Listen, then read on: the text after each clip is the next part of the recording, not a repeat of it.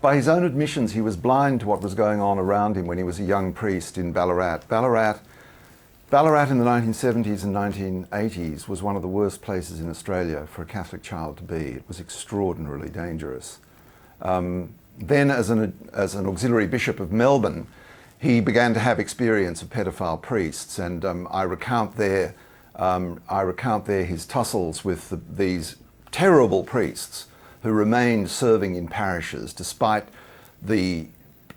parents and teachers begging for their removal. They remained working in parishes and remained abusing children. Later, as Archbishop of Melbourne, he very, very swiftly moved to set up a process which was essentially to provide counselling and a small measure of compensation to victims. So it's been a long process for him, the leading Catholic in this country, dealing with the greatest crisis that the Church has faced for centuries. You do detail some of those histories and some key moments, and also some very well-known, some notorious priests. But returning to that question about just what he did know and what he did about it, in a sense he did in those circumstances what many people did at that time, which is simply nothing, or failed to believe people, could not believe that priests did this, could not believe that the children were telling the truth, even when directly told by, as you say, yes, parents and the like, who went to him again and again, particularly in the case of, say, Father Peter Searson, who was at Mount Gambier, Sunbury, Doveton as well, when told again and again, terrible stories told about his abuse. He doesn't do anything. He was not alone. It was an attitude of the day as well, wasn't it, David? Yes, but he was a priest and a bishop. When he was a priest, when he was a young priest in Ballarat, an unbelievably brave kid, aged 12, and he's spoken to me, his name is in the essays, all on the record. He just happened to find himself changing for a swim in the changing rooms of the Eureka Stockade swimming pool in Ballarat.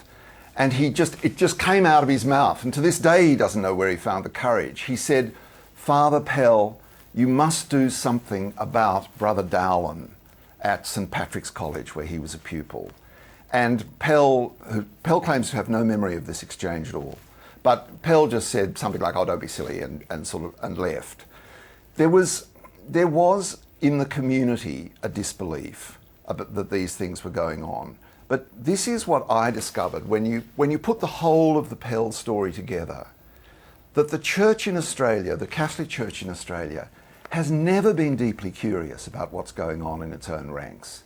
It never investigated. It dealt with complaints, and during the 1980s these complaints became more public and more vocal, and what a very, very important development, particularly in Victoria, was that the police began to take these complaints seriously. Before the Church took them seriously, the police began to take them seriously. But the Church never preemptively went out there to try to find out how bad things were. There was a brief period under Archbishop Little when something like this was tried, but right to the very end, to the day before Julia Gillard was announced her Royal Commission, George Pell was amongst the church leaders in this country who continued to say, we don't need inquiries, and we particularly don't need inquiries conducted by the state. We don't need a Royal Commission. And in that, he was hugely out of step with the wishes of the community.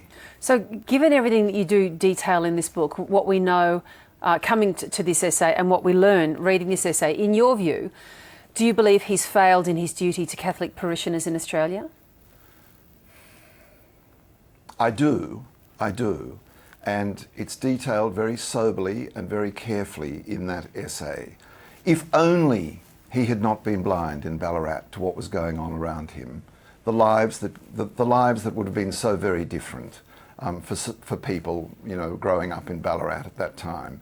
If only he had moved with absolute resolution as an auxiliary bishop. If only he had set in place different procedures when he became Archbishop of Melbourne. He did not do nothing at all. He did not do nothing.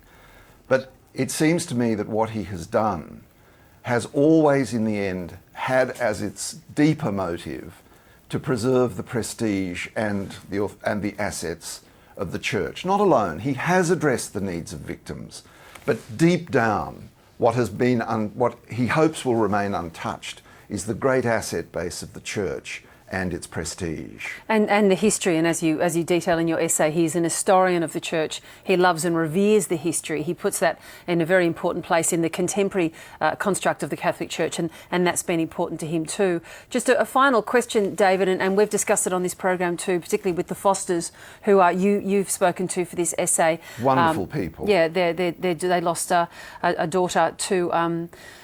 two daughters were raped by the one priest. Indeed, yeah, that's right, by the one priest. What's driven them crazy, and many other people as well, Catholics around the country, is that they've never had a sense of feeling that George Pell deeply empathised with their plight, understood them and met them in a spirit of compassion and feeling.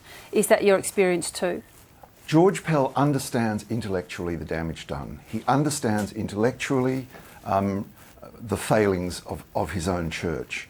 It is a great difficulty for him that he does not naturally empathise with people, and he finds it very, very hard to get the words that are needed to give people the reassurance and the sympathy that they crave.